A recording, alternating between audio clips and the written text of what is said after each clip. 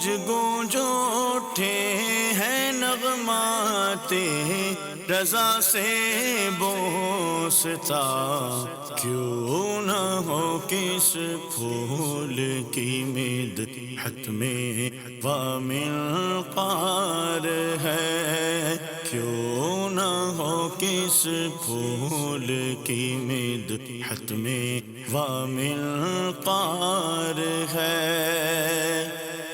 الحمدللہ رب العالمین والصلاة والسلام علی سید المرسلین، اما بعد فاعوذ باللہ من الشیطان الرجیم، بسم اللہ الرحمن الرحیم۔ الصلاة والسلام علیک یا رسول اللہ وعلی آلک واصحابک یا حبیب اللہ، الصلاة والسلام علیک یا نبی اللہ وعلی آلک واصحابک یا نور اللہ۔ میٹھے میٹھے اسلامی بھائیوں اور مدنی چینل کے ناظرین، سلسلہ ہے نغمات رضا، اور اس سلسلے میں الحمدللہ کلام رضا کو سنتے بھی ہیں اور سمجھنے کی بھی کوشش کرتے ہیں۔ آج جس کلام رضا کو ہم نے اپنے سلسلے میں منتخب کیا ہے، یہ کلام کچھ مشکل ضرور ہے، بڑے یونیک اور بڑے انوکھے الفاظ امام اہل سنت نے اس کلام میں استعمال کیے ہیں، جو شاید مدنی چینل کے ناظرین میں سے بہت بڑی تعداد نے پہلے نہیں سنے ہوں گے۔ جی ہاں، ایسا کلام کون سا ہے؟ اس کلام کا پہلا شعر ہے: نہ آسماں کو یوں سر کشیدہ ہونا تھا، حضور خاک مدینہ خمیدہ ہونا تھا۔ یہ کلام شروع کرتے ہیں۔ آئیے مشکل الفاظ کے پہلے شعر میں جو مشکل الفاظ ہیں اس کے معنی سمجھتے ہیں۔ سر کشیدہ، سر بلند اور مغرور کو کہتے ہیں، اور حضور خاک مدینہ یعنی سامنے، خاک مدینہ کے سامنے، اور خمیدہ جھکا ہوا۔ اس شعر کا مطلب یہ بنتا ہے کہ جب آسمان کو آخر کار نبی پاک علیہ الصلوۃ والسلام کے سامنے، آقا کے قدموں کے سامنے اور خاک مدینہ کے سامنے جھکنا ہی ہے، تو پہلے ہی سر اٹھا کر اسے غرور نہیں کرنا چاہیے۔ اللہ غنی، کیا مثال دی اعلیٰ حضرت نے کہ شب معراج نبی پاک علیہ الصلوۃ والسلام جب آسمانوں پر تشریف لے گئے تو گویا آسمان نبی پاک کے قدموں کے نیچے آ گیا نا۔ نبی پاک کے قدموں کا بوسہ دینے کی اسے سعادت ملی، اور پیارے آقا کے نالین اقدس پر جو خاک لگی ہے وہ تو خاک مدینہ ہے، تو آسمان کو خاک مدینہ کے آگے سر جھکانا ہی پڑا۔ اس کی ایک اور توجہ یہ بنتی ہے کہ خاک مدینہ کی فضیلت یہ بھی ہے کہ نبی پاک علیہ الصلوۃ والسلام وہاں جلوہ فرما ہیں، اور ہر کوئی نبی پاک کی رحمت کا محتاج ہے۔ آپ کا ٹھکانہ آج بھی خاک مدینہ ہے اور قیامت تک خاک مدینہ ہی رہے گا۔ آسمان کو چاہیے کہ خاک مدینہ کی ان فضیلتوں کو تسلیم کر کے خاک مدینہ کے آگے سر جھکا دیتا۔ آسمان کا سر اٹھانا اور خاک مدینہ کے آگے سر جھکانا، یہ وہ تخیل رضا ہے جو انہی کے در سے ملتا ہے۔ ایک اور شاعر لکھتے ہیں نا: آسماں گر تیرے تلووں کا نظارہ کرتا، روز ایک چاند تصدق میں اتارا کرتا۔ نبی پاک علیہ الصلوۃ والسلام کے تلووں کا نظارہ کر کے آسمان کو تصدق میں پیارے آقا پر قربان کرنے کے لیے روز ایک چاند قربان کرنا پڑتا۔ تو بہرحال کیا بات ہے اعلیٰ حضرت کی کہ آسمان کی بلندی کا ذکر بھی ہے اور خاک طیبہ کی عظمت کا ذکر بھی ہے۔ اعلیٰ حضرت نے یہ اپنے ایک اور شعر میں فرمایا نا کہ کعبہ کی رفعت یقیناً بہت بلند ہے، مگر فرماتے ہیں: کر چکی رفعت کعبہ پہ نظر پروازیں، ٹوپی اب تھام کے خاک در والا دیکھو۔ تو بہرحال سمجھ والوں کے لیے اس شعر میں بہت کچھ ہے، عشق والوں کے لیے بہت کچھ ہے۔ کیا لکھا اعلیٰ حضرت نے؟ نہ آسماں کو یوں سر کشیدہ ہونا تھا، حضور خاک مدینہ خمیدہ ہونا تھا۔ نہ آسمان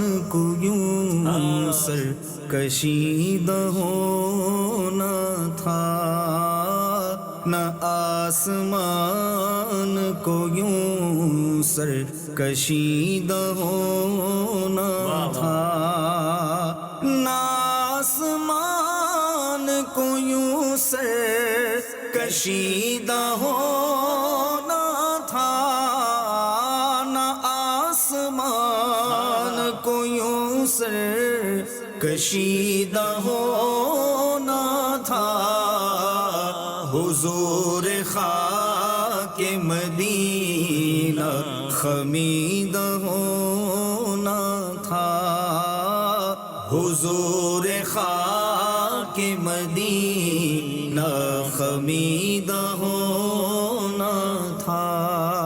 سبحان اللہ، سبحان اللہ۔ اگلا شعر ذرا سنیے: اگر گلوں کو خزاں نہ رسیدہ ہونا تھا، کنارے خار مدینہ دمیدہ ہونا تھا۔ بہت خوبصورت شعر ہے، مشکل الفاظ کے پہلے معنی سمجھ لیجئے۔ خمیدہ، گلوں سے مراد ہے پھول، پھولوں کی جمع گلوں ہے۔ خزاں یعنی جو خزاں کا موسم ہوتا ہے، پتے جس میں جھڑتے ہیں۔ نا رسیدہ یعنی نہ پہنچا ہو، یعنی کسی کو اگر یہ چیز نہ پہنچے تو کہتے ہیں نا رسیدہ، یعنی خزاں نہ رسیدہ، جس خزاں کو نہیں پانا، خزاں کو نہیں پہنچنا، یہ مراد ہے یہاں پر۔ اچھا کنار سے مراد یہاں کنارہ ہے یا بغلی کنارہ جس کو کہتے ہیں، خار سے مراد کانٹا۔ اچھا اب دمیدہ ہونا یعنی اگا ہوا ہونا۔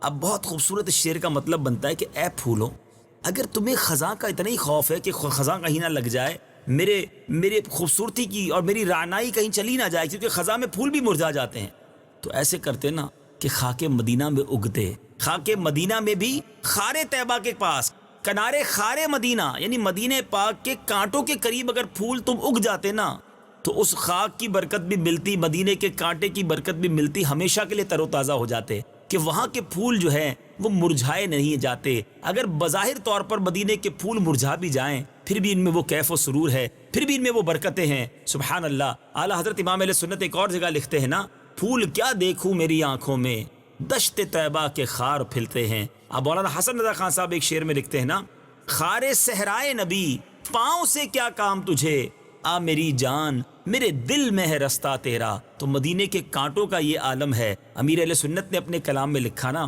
میں رضوان جنت کو تحفے میں دوں گا، عطا کیجئے چند خار مدینہ، یعنی خار مدینہ سے بزرگوں کو اتنی محبت رہی تو مدینے کے پھولوں کا عالم کیا ہوگا۔ سبحان اللہ۔ اسی محبت کے پیش نظر غزالی دوراں حضرت سیدنا احمد سعید کاظمی رحمۃ اللہ تعالی علیہ مدینہ پاک میں ایک بار پہنچے اور آپ کی حاضری کے لیے حاضر ہوئے تو آپ کے قدموں میں کانٹا چبھ گیا۔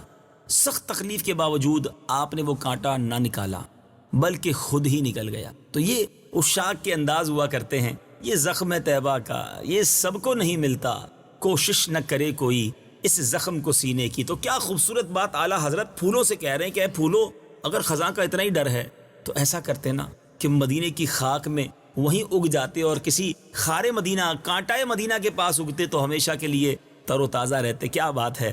اعلیٰ حضرت کہتے ہیں، اگر گلوں کو خزاں نہ رسیدہ ہونا تھا، کنارے خار مدینہ دمیدہ ہونا تھا۔ اگر گلوں کو خزانہ رسیدہ ہونا تھا، اگر گلوں کو خزانہ رسیدہ ہونا تھا، کنارے خار مدینہ دمیدہ ہونا تھا، کنارے خار مدینہ دمیدہ ہونا تھا۔ سبحان اللہ۔ اگلا شعر سنیے، حضور ان کے خلاف ادب تھی بےتابی، میری امید تجھے آرمیدہ ہونا تھا۔ اب یہ آرمیدہ لفظ شاید پہلی بار سنا ہوگا، آئیے اس کے معنی بھی سمجھتے ہیں۔ اس شعر میں ایک لفظ استعمال ہوا حضور، یہاں حضور سے مراد ان کے سامنے، ٹھیک ہے۔ اور یہاں اگلا شعر ہے خلاف ادب، خلاف ادب سے مراد یعنی ادب کے خلاف، بے تابی سے مراد بے صبری ہے، اور آرمیدہ یعنی سکون سے، یعنی یہاں امام اہل سنت یوں سمجھیے اپنے دل سے بات کر رہے ہیں کہ اے دل، تجھے نبی پاک علیہ الصلوۃ والسلام کی بارگاہ میں اپنی بے تابی کو قابو میں رکھنا چاہیے تھا، کیونکہ آپ علیہ الصلوۃ والسلام کی بارگاہ میں بے صبری بے ادبی ہے۔ بے شک عشق رسول میں عشاق کا دل مچلنے لگتا ہے، تڑپنے لگتا ہے اور وہ بے خود ہو جاتے ہیں، مگر دربار کا ادب جو ہے وہ بھی ملحوظ رکھنا ہے۔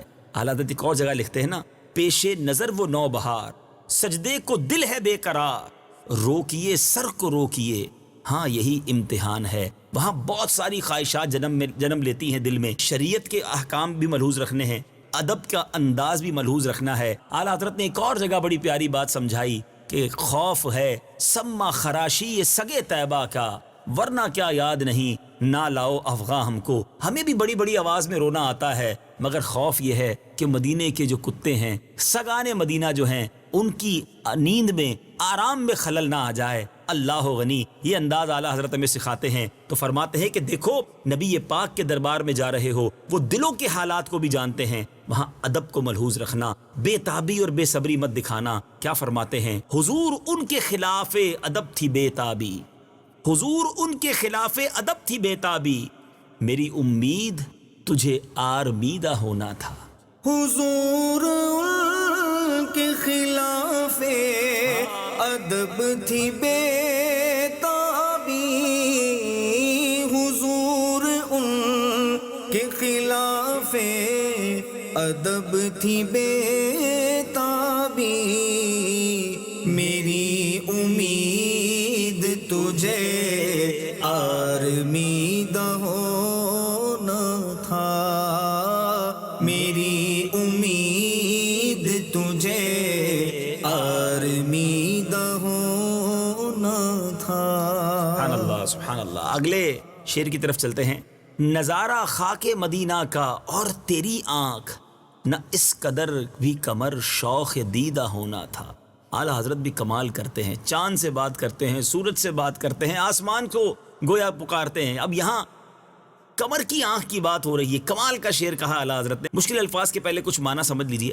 نظارہ سے مراد دیکھنا ہے، کمر سے مراد چاند ہے، اور شوق دیدہ یعنی بے باک گستاخ۔ اب چاند سے کیا کہا جا رہا ہے؟ اللہ غنی۔ امام اہل سنت فرما رہے ہیں کہ اے آسمان کے چاند اس قدر تو بے باک نہ ہو جا کہ خاک مدینہ کے سامنے پلک بھی نہیں جھپکا رہا۔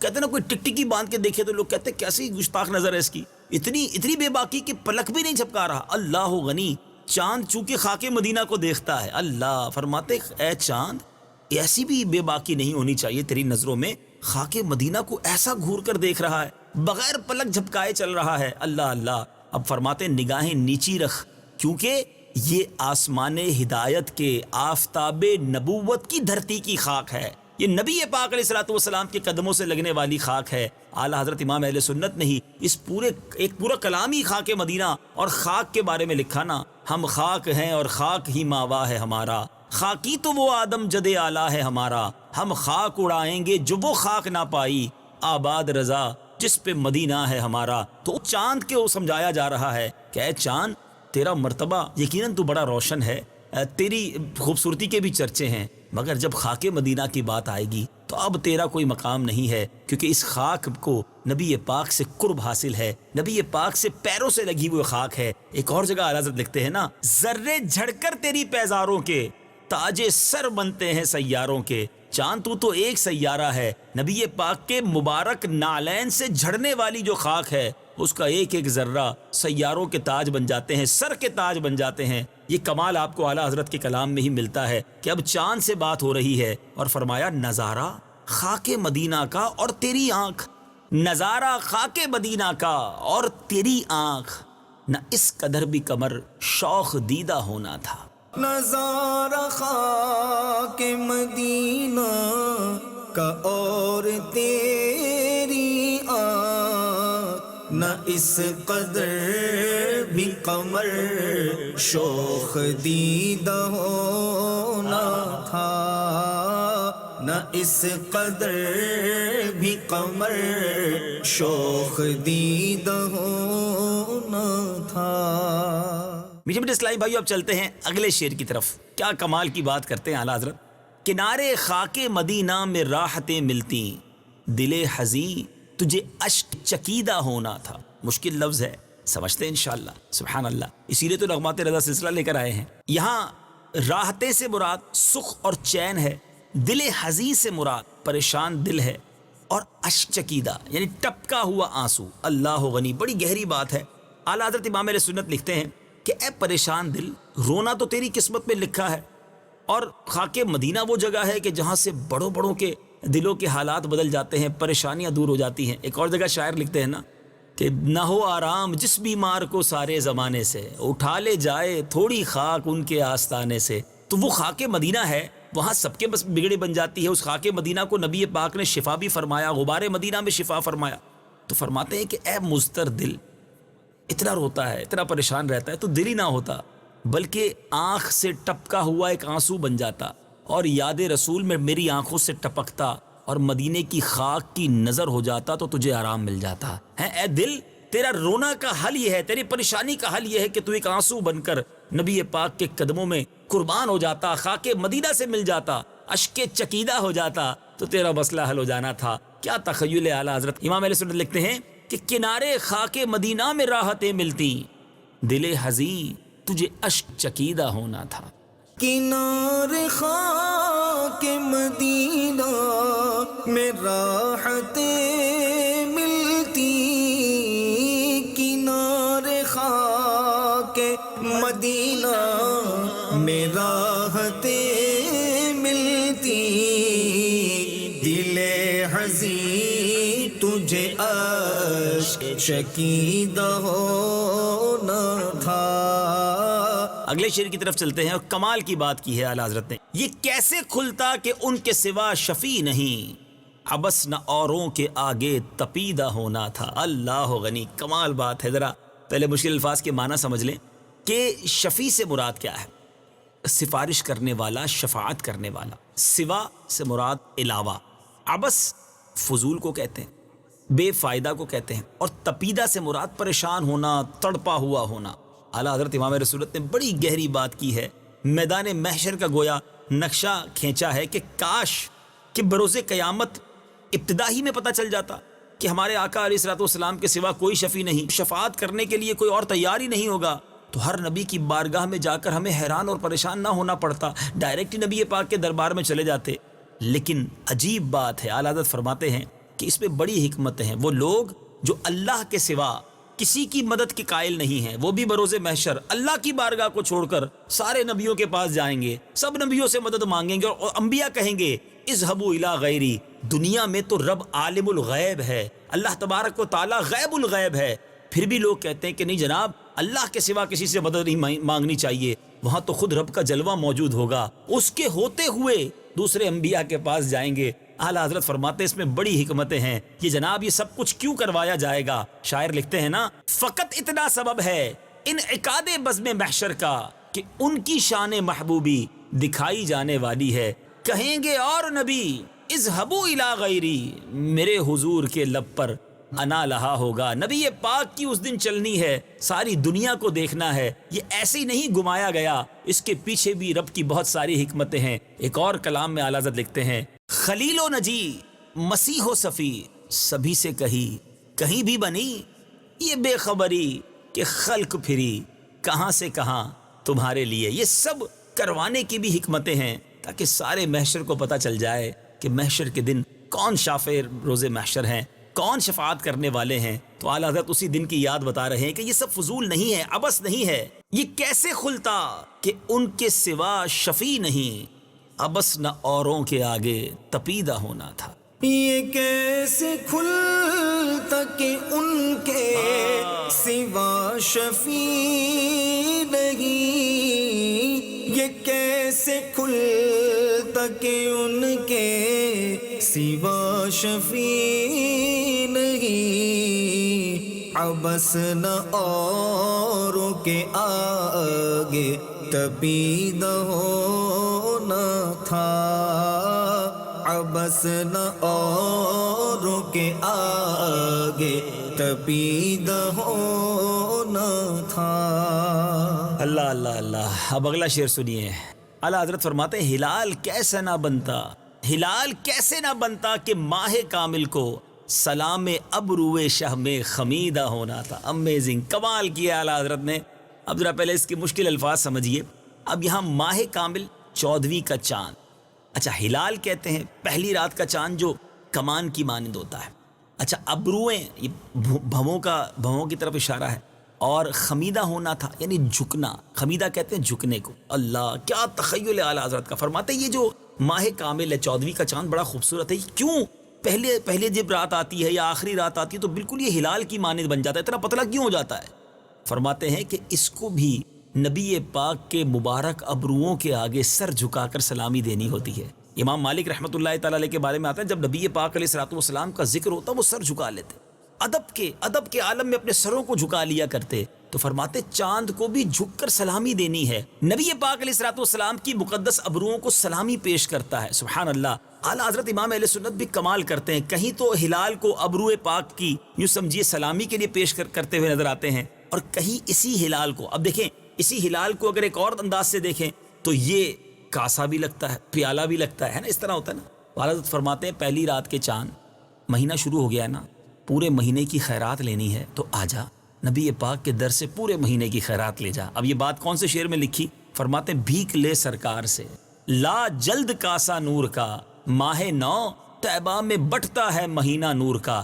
اسی چاند کو، اسی ہلال کو ایک اور انداز میں جب پیش کرتے ہیں، اب اس کو الٹا کر دیں، یوں تو پیالہ بن گیا، اب اس کو الٹا کر دیں. اور اب غور کیجیے، اعلیٰ حضرت فرماتے ہیں آسمان سے بات کرتے ہوئے کہ دل اپنا بھی شیدائی ہے، اس ناخن پاکا اتنا بھی مہے نو پہ، نہ اے چرخ کوہن پھول کہ اے بوڑھے آسمان تیرے پاس پہلی رات کا چاند ہے، مہے نو ہے، تو بڑا پھول رہا ہے، وہ بڑا خوبصورت ہے، ٹھیک ہے تو مہے نو پر خوش ہوتا رہے، میرا دل نبی پاک کے مبارک پیروں کے ناخن کا شیدائی ہے. اب ذرا غور کریں تو وہ ناخن کی شکل بھی نظر آتی ہے. کیا بات ہے تخیل رضا کی، یہ ہے عشق کی وہ معراج، یہ ہے وہ عشق کا انداز کہ ہر خوبصورتی میں محبوب پاک نظر آئیں اور ان کے جسم کے مبارک اعضاء نظر آئیں. کیا بات ہے اعلیٰ حضرت کی، ذرا سوچئے اور اب دیکھیے شعر کو، ذرا سمجھیے کیا لکھا اعلیٰ حضرت نے. فرماتے ہیں ہلال کیسے نہ بنتا کہ ماہ کامل کو سلام ابروئے شہ میں خمیدہ ہونا تھا. ہلال کیسے نہ بنتا کہ ماہ کامل کو، ہلال کیسے نہ بنتا کہ ماہ کامل کو، سلام ابروئے شاہ میں خمیدہ ہونا تھا، سلام ابروئے شاہ میں خمیدہ ہونا تھا. سبحان اللہ سبحان اللہ. اب چلتے اگلے شعر کی طرف. لَأَمْلَأَنَّ جہنم تھا وعدہ ازلی، نہ منکروں کا عبث بد عقیدہ ہونا تھا. قرآنی آیات، قرآنی الفاظ کو اپنے اشعار میں ہم وزن انداز میں پیش کرنا، یہ بھی اعلیٰ حضرت کا کمال ہے. لَأَمْلَأَنَّ جہنم یعنی قرآن فرماتا ہے، اس کا ترجمہ ہے میں جہنم کو ضرور ضرور بھر دوں گا. اللہ غنی. وعدہ ازلی یعنی یہ تو دنیا کی پیدائش سے بھی پہلے کیا ہوا وعدہ ہے، قرآن کا وعدہ ہے. نہ منکروں کا، منکر کہتے ہیں انکاری، اور عبث سے مراد ہے فضول. اب اس شعر کا مطلب کیا بنتا ہے؟ اعلیٰ حضرت امام اہل سنت کیا فرما رہے ہیں؟ فرماتے ہیں لوگ بد عقیدہ اور عظمت مصطفیٰ صلی اللہ تعالی علیہ وسلم کے جو منکر ہیں نا، وہ ایسے ہی نہیں ہیں، بلا وجہ نہیں ہیں. اللہ تعالیٰ نے دنیا کو بنانے سے پہلے وعدہ فرمایا تھا کہ میں جہنم کو بھر دوں گا. تو اب بتائیے یہ اس کے خلاف کیسے ہو سکتا ہے؟ جب لوگ معاذ اللہ نبی پاک کی گستاخی کریں گے، بے ایمان ہو جائیں گے، تو کفار کے ساتھ وہ بھی دوزخ میں جائیں گے اور وعدہ الہی پورا ہوگا. اے میرے میٹھے اسلامی بھائیو، یہی وجہ ہے کہ اللہ تعالیٰ نے حضرت موسیٰ علیہ السلام کے مقابلے میں فرعون کو رکھا، حضرت ابراہیم علیہ السلام کے مقابلے میں نمرود کو رکھا، نبی پاک علیہ السلام کے مقابلے میں ابو جہل، اور خود اللہ عز و جل نے اپنے دشمن شیطان کو بھی پیدا فرما دیا. غور کیجئے، اگر فرعون نہ ہوتا تو حضرت موسیٰ علیہ السلام کے لیے دریا کا پھٹ جانا، ید بیدا اور آپ کے عصا کا سانپ بن جانا، یہ معجزات کا وقوع کیسے ہوتا؟ نمرود نہ ہوتا تو حضرت ابراہیم علیہ السلام پر آگ کا باغ و بہار بن جانا، یہ ہم کیسے سن پاتے؟ یہ معجزات کیسے ظہور پذیر ہوتے؟ ابو جہل نہ ہوتا تو نبی پاک علیہ السلام کا اشارہ کر کے چاند کو 2 ٹکڑے کر دینا، سنگریزوں کا کلبہ پڑھا دینا، اسی طرح کے دیگر معجزات کا اظہار کیسے ہوتا؟ یزید نہ ہوتا تو صبر حسین کا مظاہرہ کیسے ہوتا؟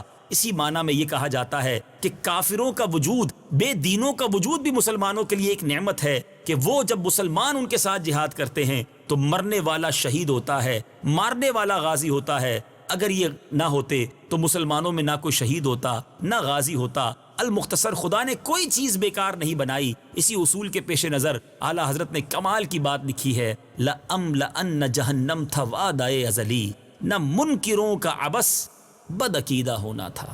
لَأَمْلَأَنَّ جَهَنَّمْ تھا وعدہ ازلی، لَأَمْلَأَنَّ جہنم تھا وعدہ ازلی، نہ منکروں کا عبث بد عقیدہ ہونا تھا، نہ منکروں کا عبث بد عقیدہ ہونا تھا.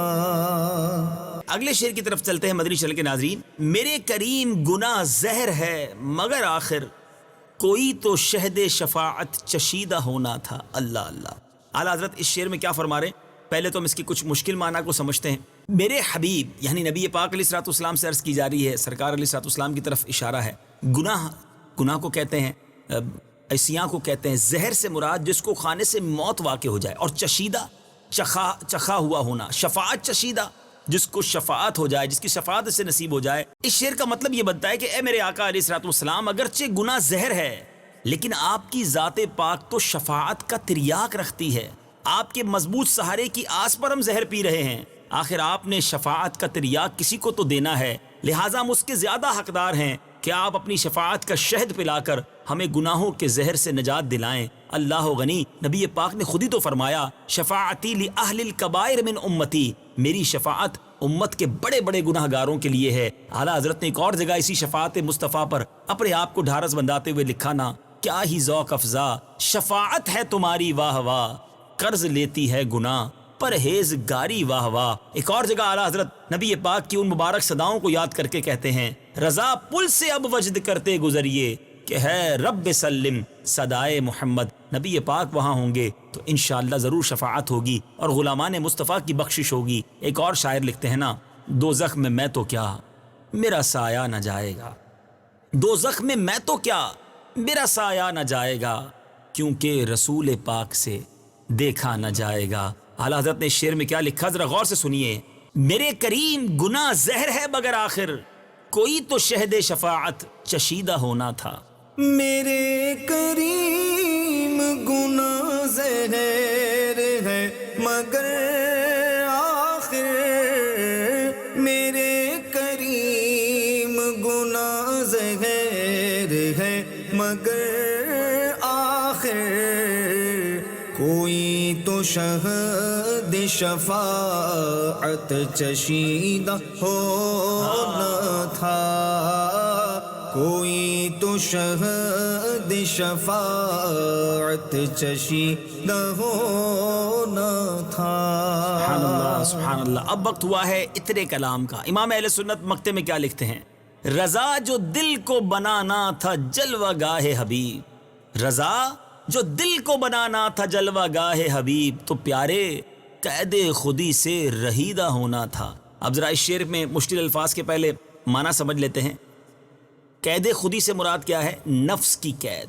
جلوہ گاہ سے مراد تجلی کی جگہ, اور رہیدہ اس سے مراد ہے آزاد ہونا. امام اہل سنت گویا اپنے آپ سے بات کر رہے ہیں, اے احمد رضا, اگر تجھے اپنے دل کو محبوب کی تجلی گاہ بنانے کا اتنا ہی شوق ہے کہ سرکار کے جلوے بس جائیں تیرے دل میں, تو پہلے قید خودی سے, اپنی نفسانی خواہشات سے اپنے آپ کو رہائی دلاؤ, اپنے وجود کو خالی کر لو, ذات محبوب میں فنا ہو جاؤ, کیونکہ عشق کی دنیا میں بغیر فنا ہوئے جلوے نصیب نہیں ہوتے. یہاں اپنے آپ کو فنا کرنے میں ہی بقا ہے کہ نبی پاک کے قدموں میں جو آ جاتا ہے اس کی دنیا سنور جاتی ہے, اپنے آپ کو فنا کرنے میں بقا ملتی ہے. سبحان اللہ. ایک شاعر لکھتے ہیں نا, آپ پڑے ہیں تیرے قدموں میں یہ سن کر ہم بھی کہ جو تیرے قدموں میں گرتے ہیں سنور جاتے ہیں. تو بہرحال میٹھے اسلامی بھائیوں, اعلیٰ حضرت نے یہ بہت شاندار آخر میں ہمیں میسج دیا ہے کہ اگر نبی پاک کے جلووں سے دل کو بسانا ہے, بہت سارے ناظرین ہوں گے جو تمنا رکھتے ہیں کہ ہم بھی سچے عاشق رسول بن جائیں, ہمارے دل میں بھی نبی پاک علیہ الصلوۃ والسلام کی سچی یادیں ہوں, تو پہلے اس دل کو صاف بھی تو کرنا ہوگا نا. اس دل میں گناہ بھی ہیں, اس دل میں تکبر بھی ہے, اس دل میں حب جا بھی ہے, اس دل میں مسلمانوں کا کینہ بھی ہے. یہی دل جناب حسد اور بری باتوں کی آماج گاہ بھی بنا ہے, اور تمنا کیے بیٹھے ہو کہ اس گندے دل میں نبی پاک کے جلوے بس جائیں. ایسا نہیں ہوگا. پہلے قید خودی سے رہائی اختیار کرنی ہوگی, اپنا آپ فنا کرنا ہوگا, ان بری عادتوں سے اپنے آپ کو بچانا ہوگا. پھر دیکھیں نبی پاک کے جلوے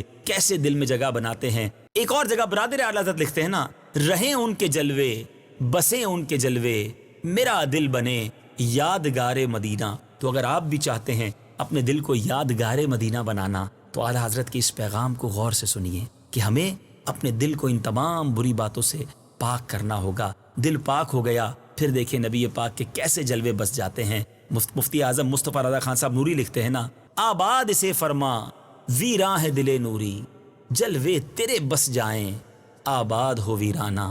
ہماری بھی یہی دعا ہے کہ اعلیٰ حضرت کے اس کلام کے صدقے نبی پاک کے جلوے ہمارے دل میں بس جائیں. اعلیٰ حضرت کا یہ پیغام یاد رکھیے گا. فرماتے رضا جو دل کو بنانا تھا جلوہ گاہ حبیب, تو پیارے قید خودی سے رہیدہ ہونا تھا. رضا جو دل کو بنانا تھا جلوہ گاہ حبیب, رضا جو دل کو بنانا تھا جلوہ گاہ حبیب، رضا جو دل کو بنانا تھا جلوہ گاہ حبیب، تو پیار قید خودی سے رہیدہ ہونا تھا، تو پیار قید خودی سے رہیدہ ہونا تھا، نہ آسمان کو یوں سرکشیدہ ہونا تھا، حضور خاک مدینہ خمیدہ ہونا تھا۔ کیا بات ہے امام عشق و محبت کی، کیسے خوبصورت اور انوکھے الفاظ اپنے کلام میں استعمال کرتے ہیں۔ اللہ کریم تربت اعلیٰ حضرت پر کروڑوں انوار و تجلیات کی بارش برسائے اور ان کے صدقے ہمیں بھی سچا عشق رسول نصیب فرمائے۔ مدنی چینل دیکھتے رہیے، اگلے سلسلے نغمات رضا میں ایک اور کلام رضا لے کر حاضر ہوں گے۔ صلو علی الحبیب صلی اللہ تعالی علی محمد صلی اللہ علیہ وسلم۔ گونج گونج اٹھے ہیں نغمات رضا سے بوستا، کیوں نہ ہو کس پھول کی مدحت میں ومنقار ہے، کیوں نہ ہو کس پھول کی مدحت میں ومنقار ہے۔